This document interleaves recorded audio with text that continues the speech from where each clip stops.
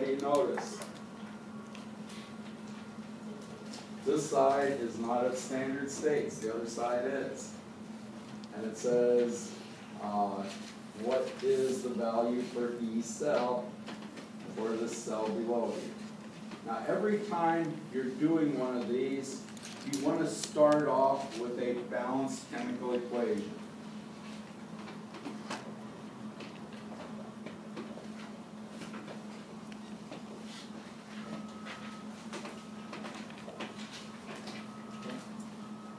And the way you want to do that is work at standard states.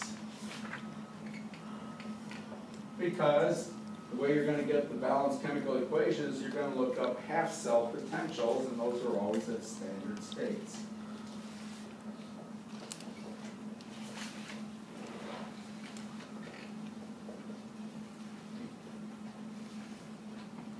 I forget if I put that on the next slide.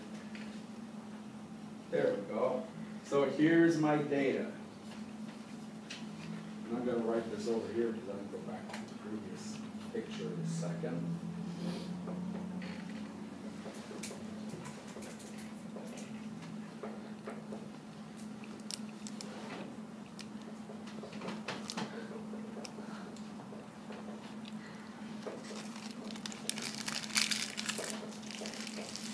Okay.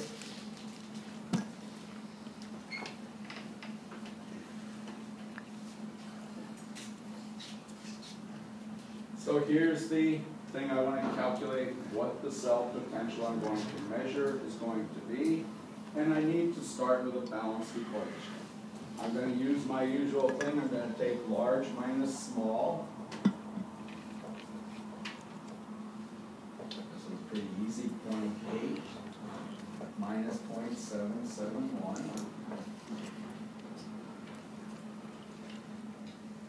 And 0.29 volts. I need this number because this is what?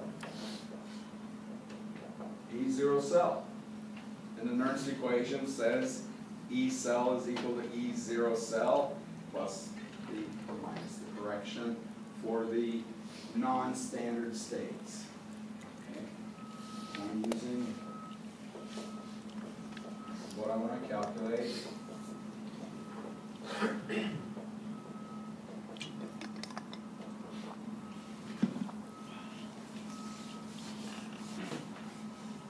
So first of all, I did the first step. I got E0 cell.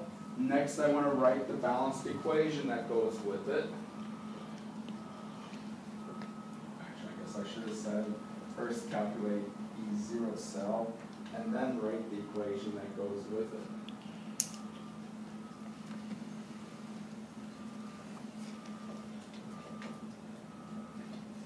These two things go together. So if I did this, what it says is this reaction is going to be the oxidation reaction.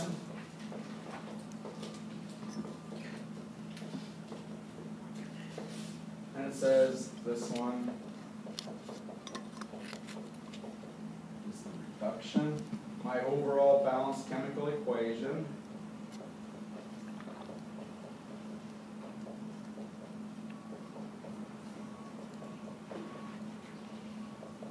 Notice 1 iron, 1 silver, +3, +3. Charge balance. You always have to check for that because it's easy to balance the atoms and not the charge. So now I've got my equation. I needed E0 cell here, and the thing I need is the equilibrium expression. So I need a balanced equation. So we can now say E cell. Now we're getting to the problem. What I do is, once you solve for E cell, is equal to the 429 minus 42567, which I just put my card. This is the number I always have to see when you're showing the setup. This is what? 1. Got 1 electron loss, 1 electron gain. Then you need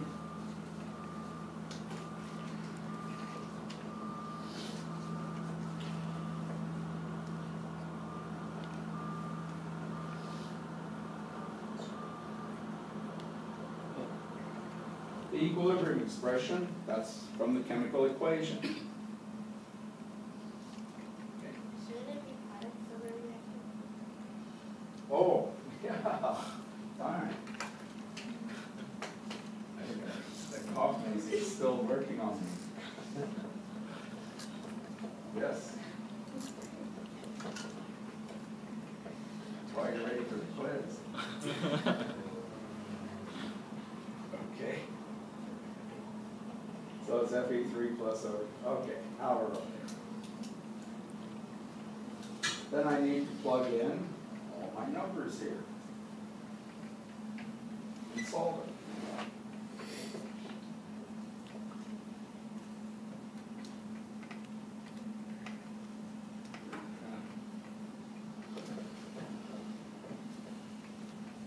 I'm not even going to put in the 1.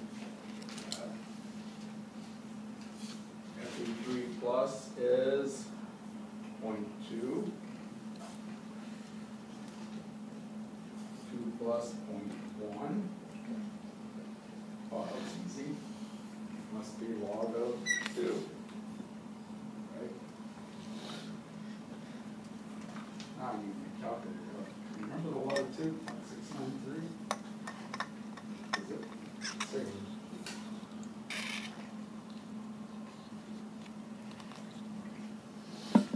Yes, 693.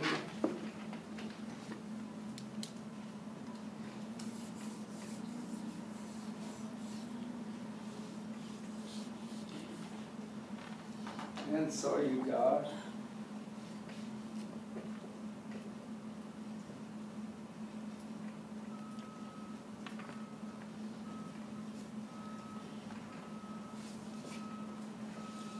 it says 779 here, so I'm just going to round it up to 0.018 because of that number.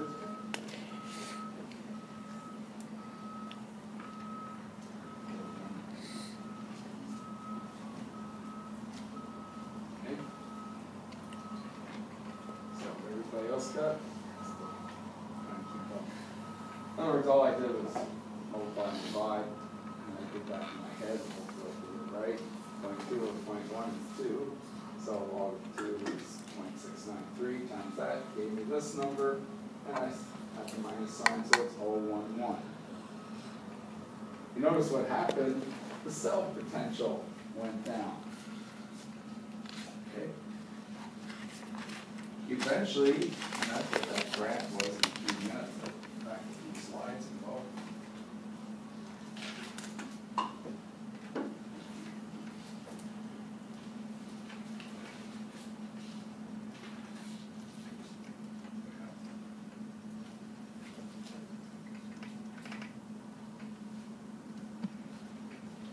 There it is. When he made this diagram, under certain conditions, this will be the spontaneous reaction, but as I change the concentrations, if I make this number bigger and bigger, or this number smaller, these numbers smaller and smaller, eventually the reverse reaction becomes the spontaneous reaction. In other words, suppose I had said, instead of this, let me go back to the cell. Here, instead of saying Fe3 plus is 0.2, suppose I said this was 2.0. Now I will log your Fe3 plus concentration. The only thing that would change in this calculation over here,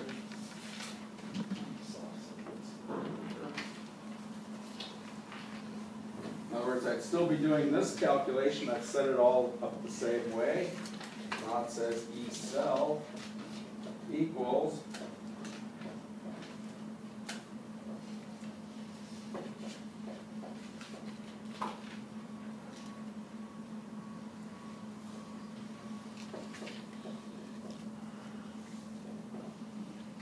so this is 20. Do the log term.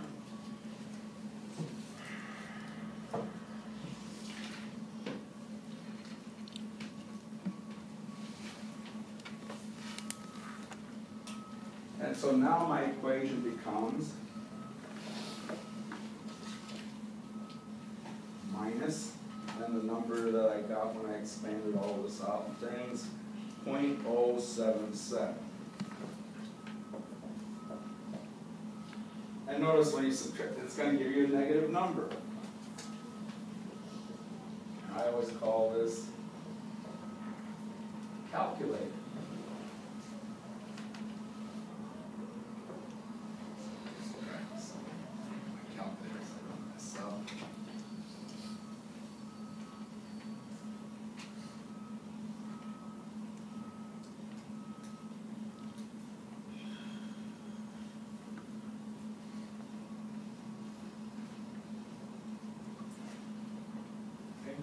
So I've calculated a negative cell potential. The reason you had a negative cell potential, this isn't the spontaneous reaction. Okay? That's why you calculated a negative cell potential. So in the new cell that I wrote, where I wrote Fe3 plus 2 molar instead of 0.2 molar, the spontaneous reaction that occurs is not this, but rather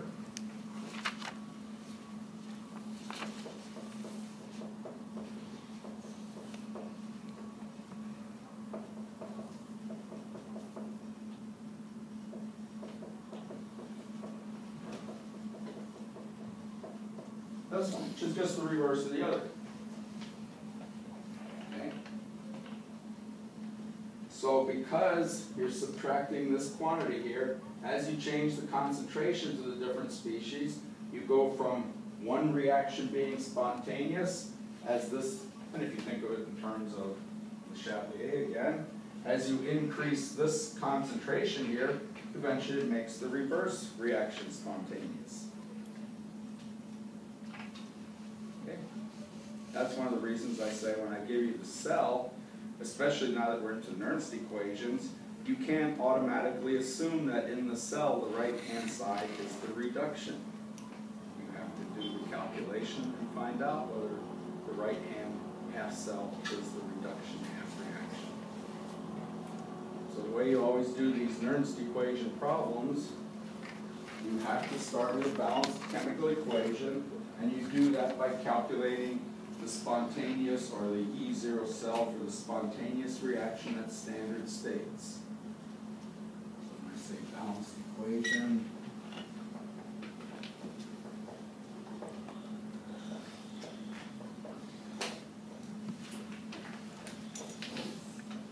standard states. Then you calculate E cell. And even though I use the natural log, you still refer to it as the NERNST equation because it gives you the cell potential utilizing or plugging in the non-standard state concentrations.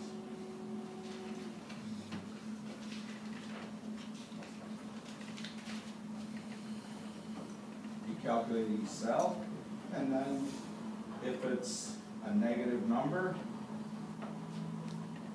you know that you've worked with the non-spontaneous reaction to calculate. With the same set of data, if I would have started off with the reverse reaction, then I would have had a minus 0.29 here, and I would have had this thing flipped over, and I would have calculated a large positive number when I combined them here. This would be a large positive. I get plus 0.048 because I started with the reverse reaction. But you don't have to start with it. You start with, as I said, the spontaneous reaction at standard states. Okay.